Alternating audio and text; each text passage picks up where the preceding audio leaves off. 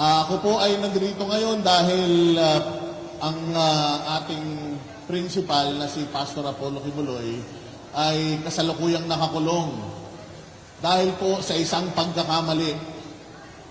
Pero kayo na po ang maghusga kung pagkakamali nga po ba ito.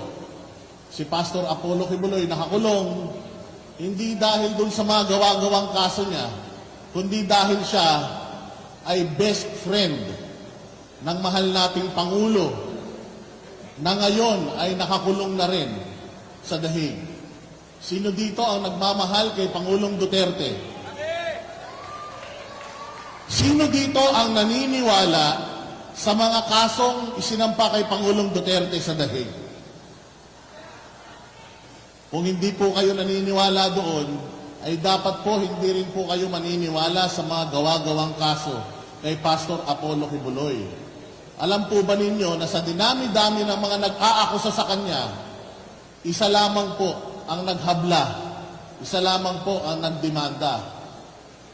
At ano po ang kaso ni Pastor Apollo Kibuloy?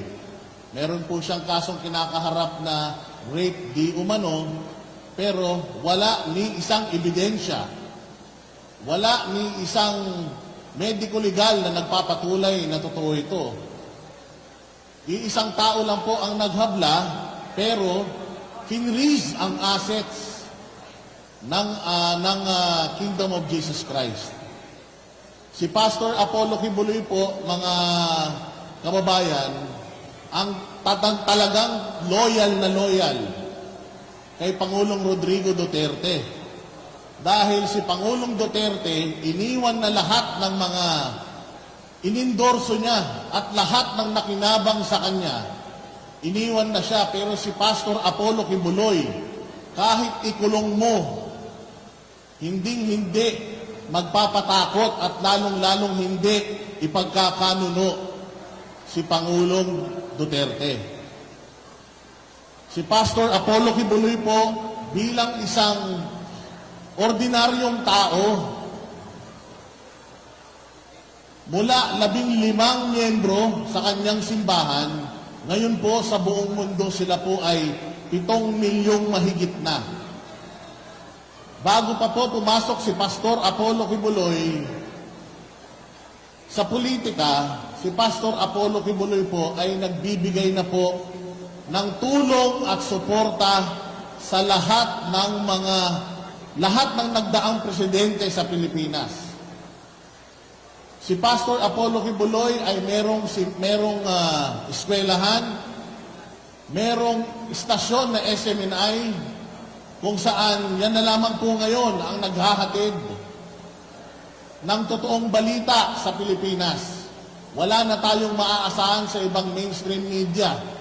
Masasabi ko po na ano na po sila, prostitutes na po sila, nabili na po sila.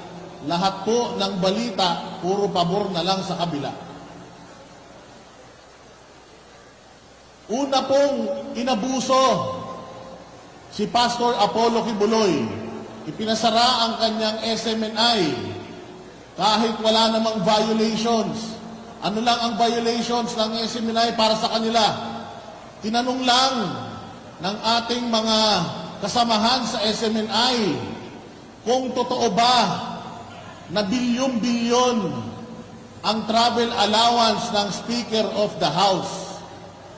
Anong nangyari sa prangkisa ng SMNI? Tinanggal na po sa Kongreso at ngayon po ay nasa Senado na.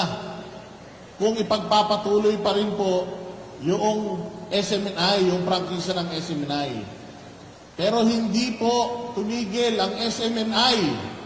Katulad naming mga vloggers, katulad ni Pastor Apollo Kibuloy, at katulad po ninyong mga mamamayang Pilipino, hindi tumigil at hindi nagpatakot sa gobyernong mapang-abuso.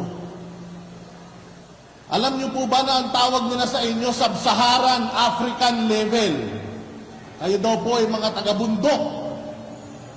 Alam niyo po ba na ang administrasyon na to, lahat ng mga proyekto ni Pangulong Duterte sa Mindanao, hininto po nila. Pinalitan nila ng ayuda. May mga nakausap po tayo sa Zamboanga na mga IP. Ang problema daw po talaga nila is farm to market road. Yun lang ang hinihiling nila. Trabaho ng gobyerno na bigyan ang bawat Pilipino ng access ng magandang daan papunta sa kanilang mga munisipyo. Pero itinigil ng administrasyon na ito yung mga proyekto para sa Mindanao. Yung Mindanao Railway Project na sana malaki ang maitutulong para yung mga magsasaka dito sa Mindanao madaling makapagpalitan ng produkto. Pero hindi po nila yun tinuloy kasi ayaw nilang umunlad ang Mindanao. Kaya papayag po ba kayong mga taga Mindanao na inaapi-api na lang? Si Pastor Apollo Kibuloy po ay anak ng Mindanao. Siya po ay ipinanganak sa Tamayong sa Davao City. Kauna-unahang presidente ng Pilipinas na taga Mindanao. Ipinamigay pa nila sa Banyaga. Ilan po ang mga taga Mindanao na tatakbo bilang senador sa ating slate? Andiyan dyan po si Senator Bongo, nandiyan dyan po si Senator Bato, nandiyan dyan po si Pastor Apollo Kibuloy. Ayaw nilang ibalik sa Mindanao yung para sa Mindanao. Kaya po, lahat po ng inyong mga galit, atin pong ibuhos pagdating ng eleksyon. Ang boto ng bawat isang taga-Misamis ay pantay sa boto ng bawat isa sa Maynila. Huwag tayong padadaig, huwag tayong patatakot.